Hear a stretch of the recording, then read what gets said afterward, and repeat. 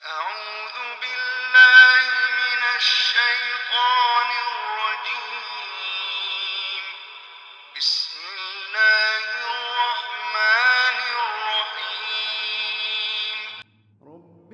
رب اشرح لي صدري ويسر لي أمري واحلل عقدة من لساني يفقه قولي.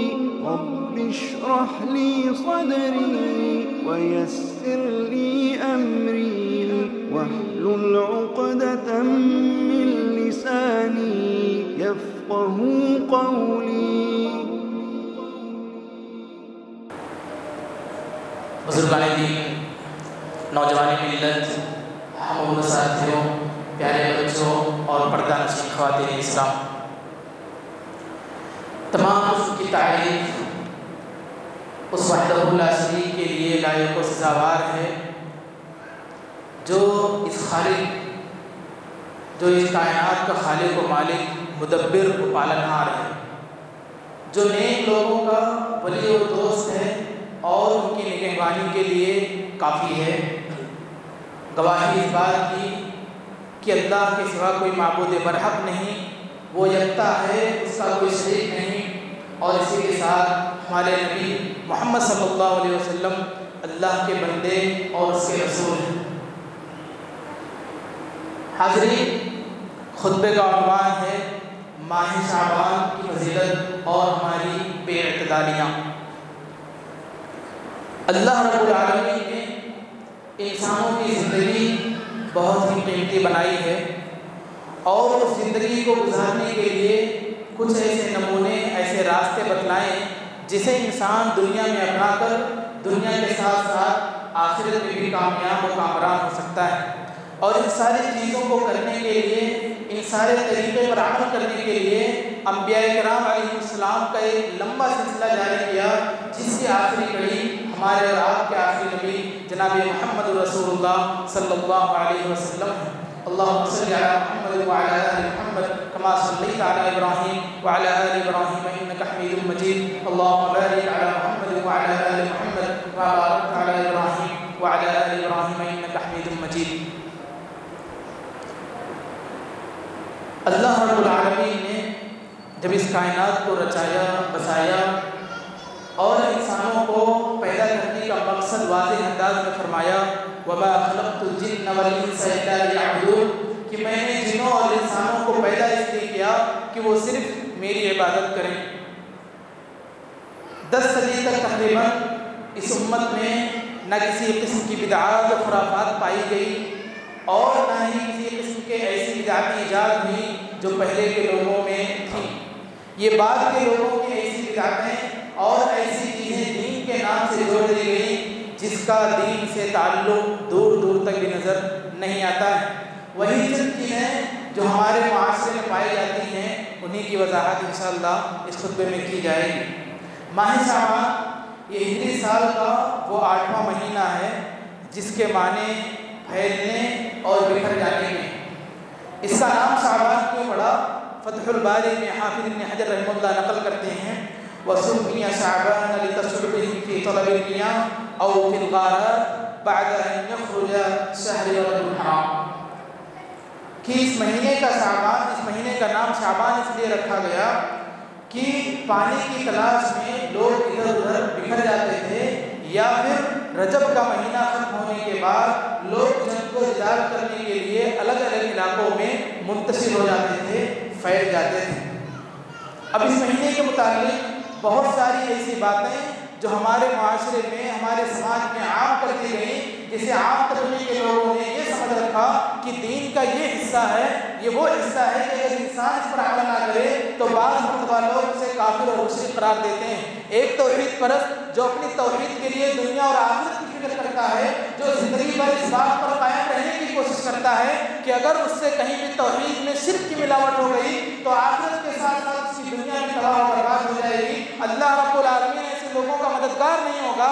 लेकिन वही लोग अपनी तौहीद परस्ती की वजह से, अल्लाह रब्बुल आलमीन को हर हाल में एक मानने की वजह से, नबी करीम सल्लल्लाहु अलैहि वसल्लम को हमेशा अपने कौल और फेल में आगे रखने की वजह से मुशरिक करार दिए जाते हैं।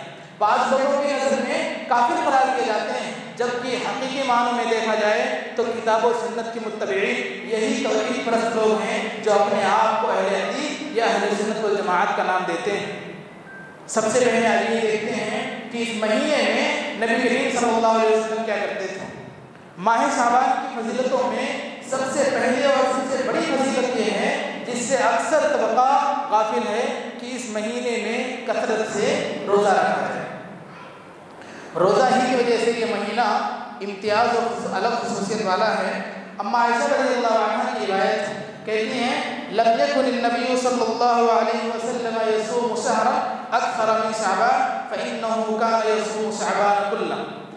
सही बुखारी की रिवायत है कि नबी करीम सल्लल्लाहु अलैहि वसल्लम सबसे ज़्यादा जिस महीने में रोज़ा रखते थे वो शाबान का रोज़ा है, यानी नवाफिल के सिलसिले में पूरे 11 महीनों में रमज़ान को छोड़कर सबसे ज़्यादा रोज़ा रखा जाने वाला महीना शाबान का महीना है।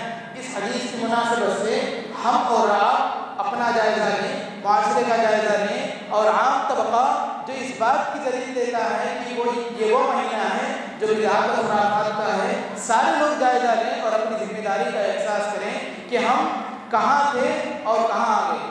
हमारी पस्ती की जो हम शिकार हुए, हमारे ऊपर जो अगयार का हमला हुआ, उसके खुद कहीं ना कहीं हम और आप जिम्मेदार हैं। लिहाजा नबी करीम सल्लल्लाहु अलैहि वसल्लम की बातों को हमने छोड़ा, अल्लाह रब्बुल आलमीन के फरामीन को हमने अपने गले से दूर कर दिया, तो फिर ऐसी मुसीबत आई जिसके बारे में अल्लाह ताला ने कहा, ज़हरल फसादु फिल बर्रि वल बहरि बिमा कसबत अयदीन नास, कि बहरों बर में जो अलग अलग किस्म की परेशानियाँ, अलग अलग किस्म के फितने ज़रूर हुए, अलग अलग फसादात बरपा हुए, उन सारी की वजह हमारे अपने हाथों की कमाई है। अल्लाह की ज़ात तो वो है जो हमारे बहुत से गुनाहों को माफ़ कर देती। अगर हमारे हर गुनाह की सज़ा दी जाने लगे तो हम में से इस रोए ज़मीन पर बहुत सारे लोगों का बचना मुश्किल हो जाएगा, या तो खुद उसी के शिकार हो जाएंगे या फिर अपने आप में मौत की तमन्ना करने लगेंगे कि हम बेहतर है कि इस ज़िंदगी से मर जाएं। लिहाजा माह शाबान की जो पहली फजीलत इस हदीस से ज़ाहिर होती है वो ये है कि ज़्यादा से ज़्यादा इस महीने में रोज़े रखे जाएँ। तिरमिज़ी की रिवायत है, उम्मे सलमा रज़ियल्लाहु अन्हा बयान करती हैं, मा रअयतु नबी सल्लल्लाहु अलैहि वसल्लम यसूमु शहरैन मुतताबि'ैन इल्ला शअबान व रमज़ान, कि शाबान और रमज़ान के अलावा मैंने नबी करीम सल्लल्लाहु अलैहि वसल्लम को कभी नहीं देखा कि पूरे महीने का रोज़ा रखते थे। इससे क्या पता चलता है कि सबसे ज़्यादा जिस महीने में नफिल रोज़ों का इहतमाम अल्लाह के रसूल सल्लल्लाहु अलैहि वसल्लम करते थे वो शाबान का रोज़ा है। अगर इससे ये मुराद लिया जाए कि पूरा का पूरा महीना रोज़ा रखते थे तो वो एक चीज़, या फिर दूसरी मुराद ये है कि शाबान का अक्सर हिस्सा नबी सल्लल्लाहु अलैहि वसल्लम रोज़ा रखने में गुजारते थे। दूसरी बात यह है कि निस्फ शाबान के बाद रोज़ा रखना, आधा शाबान गुजर गया, अब एक इंसान को फिक्र लाहक हुई कि मैं भी शाबान की जो बचे हुए चंद दिन हैं उनमें रोज़ा रखकर फ़ायदा उठाना चाहता हूँ, तो क्या ऐसा शख्स रोज़ा रख सकता है कि नहीं। अबू हुरैरा रज़ियल्लाहु अन्हु की रिवायत है, नबी करीम सल्लल्लाहु अलैहि वसल्लम फरमाते हैं, इज़ा बक़िया निस्फ़ु मिन शाबान फ़ला तसूमू, कि जब शाबान का आधा हिस्सा बाकी रहे, आधा महीना गुजर जाए तो अब तुम रोज़ा ना रखो। इस रिवायत से 2-3 बातें अलग हैं, मुस्तस्ना है। एक तो वो कि कोई शख्स पीर जमेरात का रोज़ा, अय्याम बीज का रोज़ा, या फिर उसे की जो रोज़ा रखने की आदत है ऐसा शख्स रोज़ा रख सकता है निस्फ शाबान गुजर जाने के बाद। दूसरी इस्तिस्नाई सूरत यह है कि एक शख्स ने 15 शाबान से पहले रोज़ा रखना शुरू किया और वो मज़ीद 15 शाबान के बाद भी रोज़ा रखना चाहता है तो अपना रोज़ा वो मुसलसल रखे।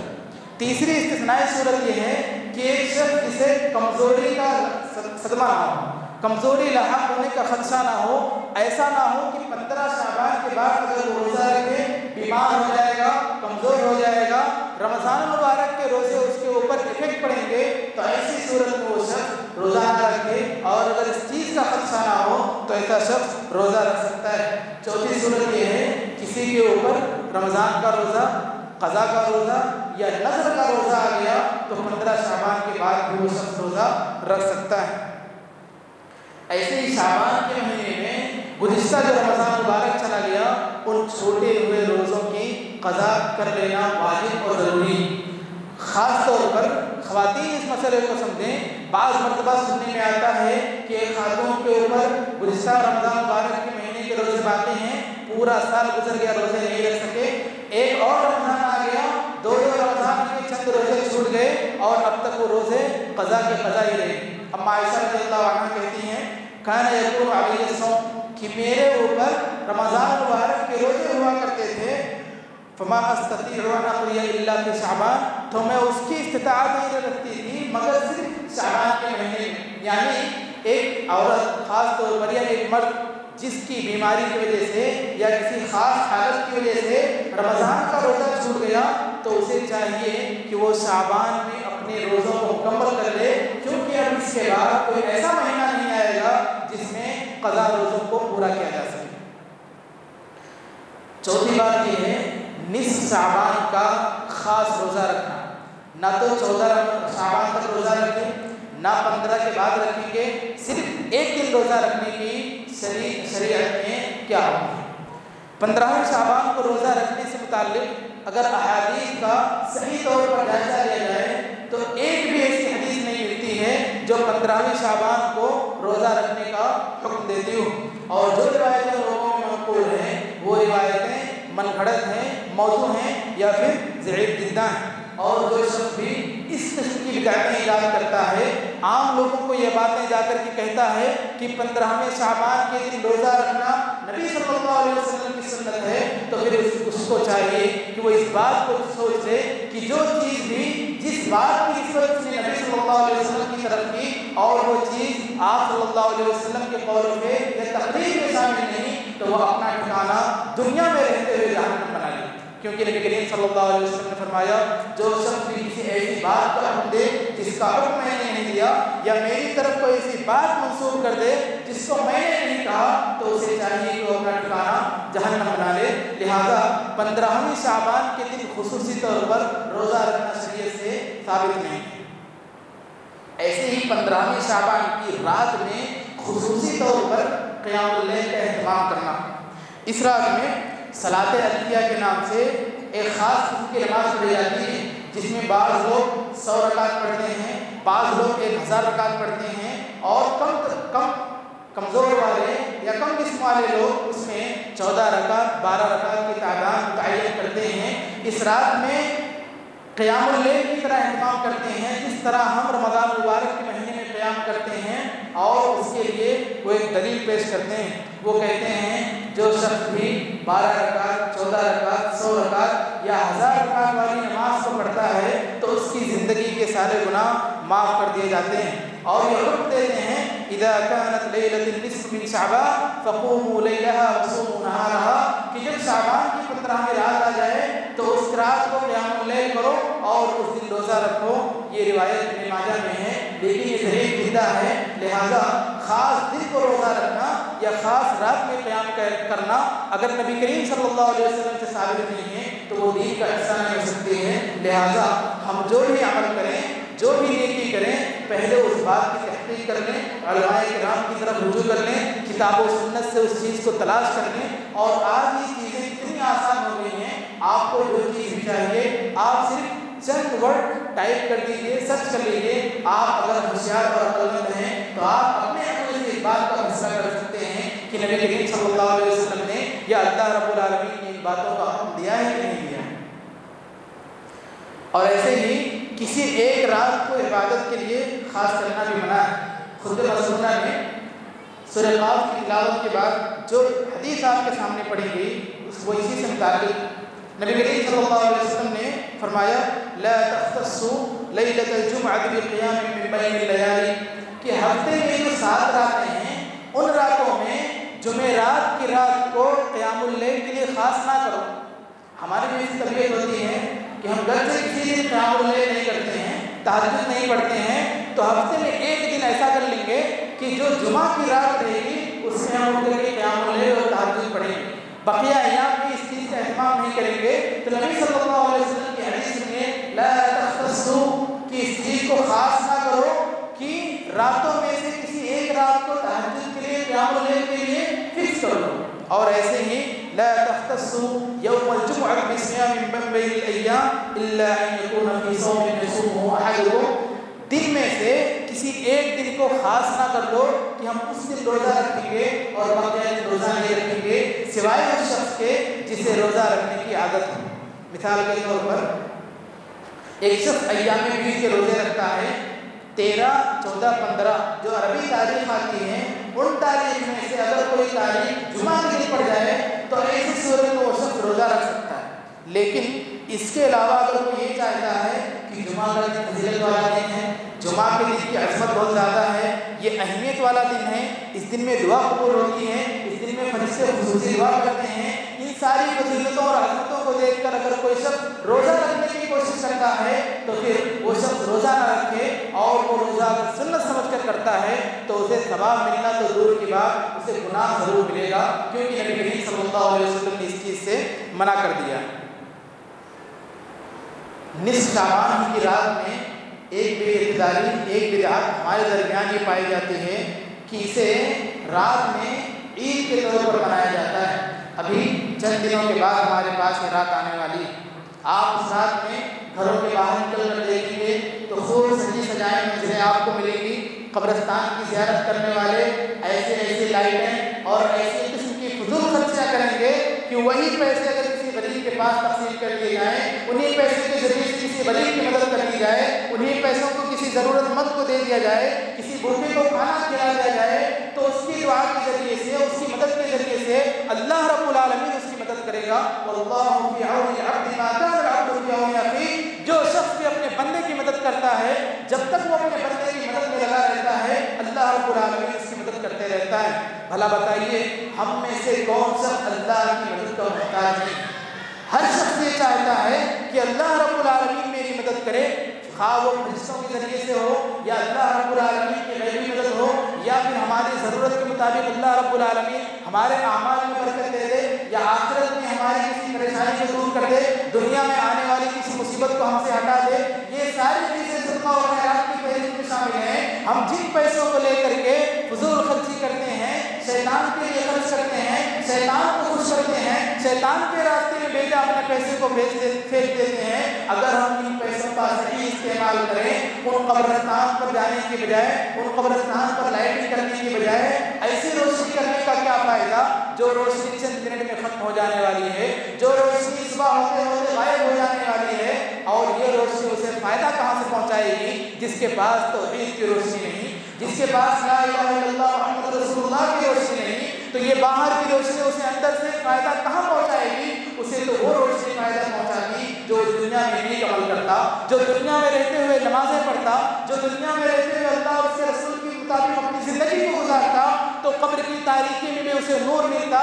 और ये बाहर की नूर, बाहर की रोशनी तो चंद घंटों के लिए है, उसके बाद वो रोशनी कहाँ जाएगी? उसके बाद उसके घर वाले कहाँ जाएंगे? उसके बाद उसके कब्रिस्तान की ज़ियारत करने वाले कहाँ जाएंगे? किसी को कुछ पता नहीं होगा। मेरे भाइयों, चंद दिनों के लिए या चंद वक्त के लिए किसी चीज़ को अपनी इबादत समझकर करना और फिर उसके बाद साल हर साल उससे नफरत बरतना, ये कहाँ की मोहम्मदी शरीयत है? ये कहाँ की दीनी अहमियत है? ज़रा सोच कर देखें कि हम जिन अमाल को अपने हिस्से में नेकी समझकर करते हैं, शैतान उन बातों से खुश होता है और फिर वही चीज़ें हमारे मरने के बाद, अल्लाह न करे हमारे मरने के बाद जिसे हम दुनिया में रहते हुए नेकी समझते थे, वो गुनाह बन करके हमारे नाम अमाल में शामिल कर दिया जाए।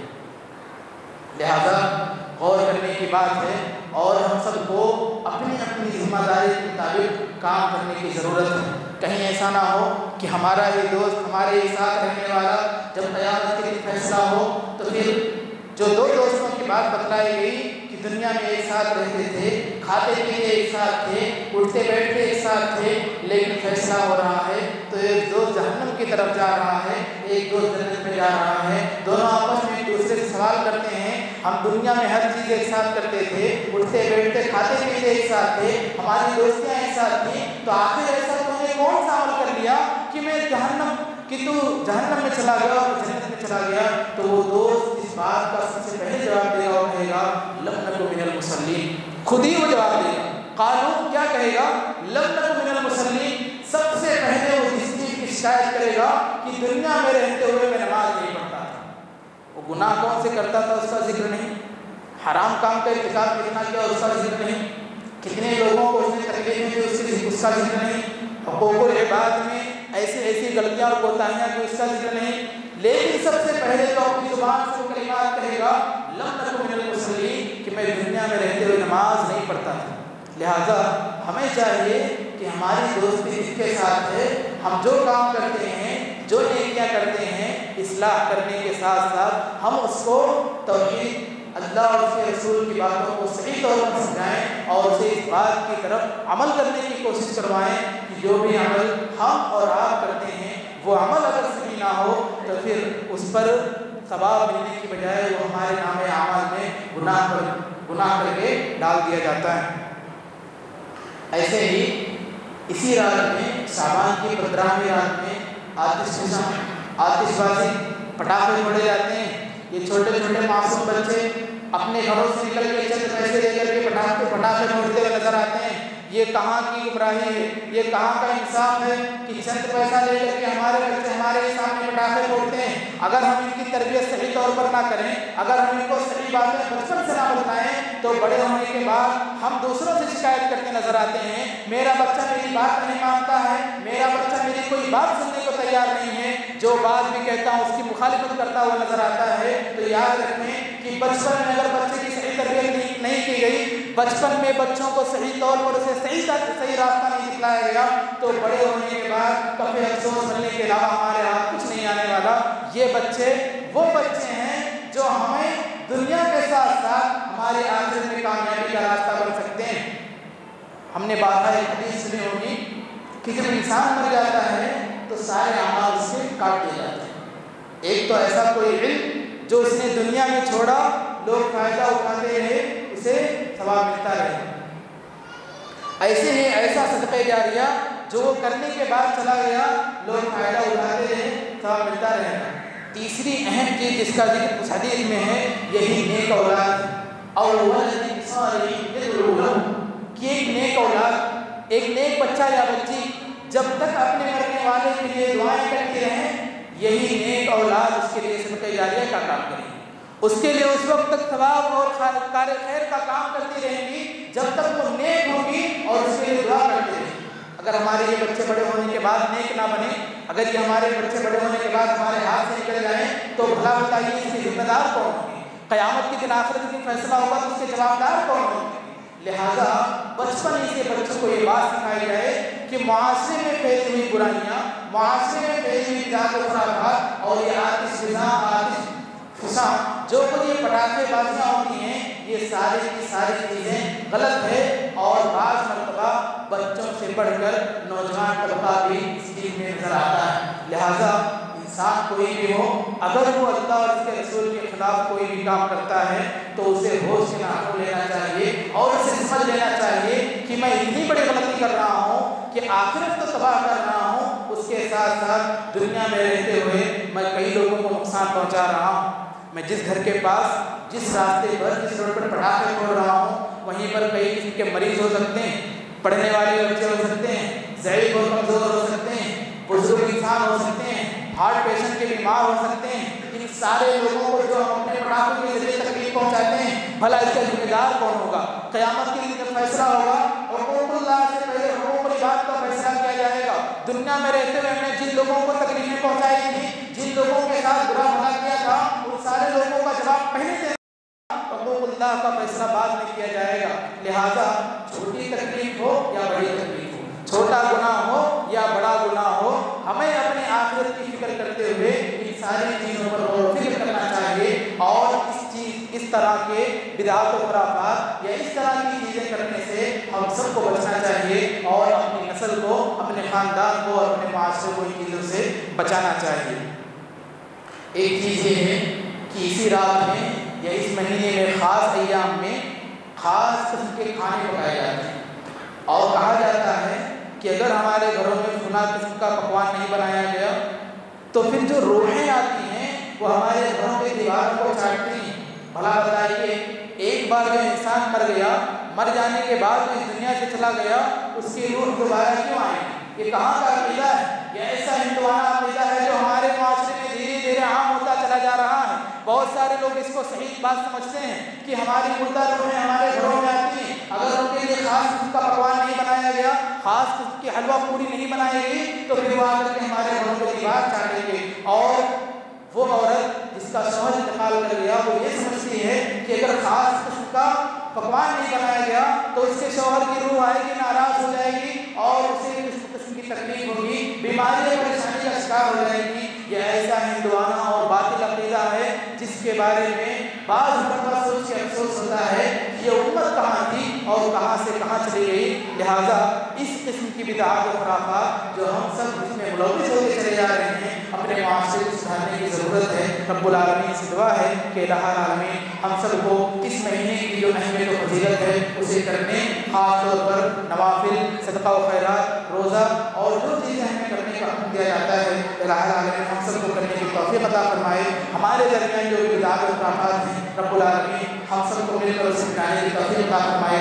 जहाँ कहीं मुसलमान परेशान हाल हैं उनकी परेशानी को दूर करें, जो लोग हमें से कर्जदार हैं इलाहुल आलमीन उनके कर्ज उनके कर्ज को कि कोई ऐसा रास्ता निकाल दे जिससे ज़रिए उनका कर्ज मुकम्मल हो जाए। इलाहुल आलमीन जहाँ कहीं भी पूरी दुनिया में मुसलमान परेशान हाल हैं, खुसूसी तौर पर फ़लस्तीन के मुसलमानों की मदद फरमा। आमीन।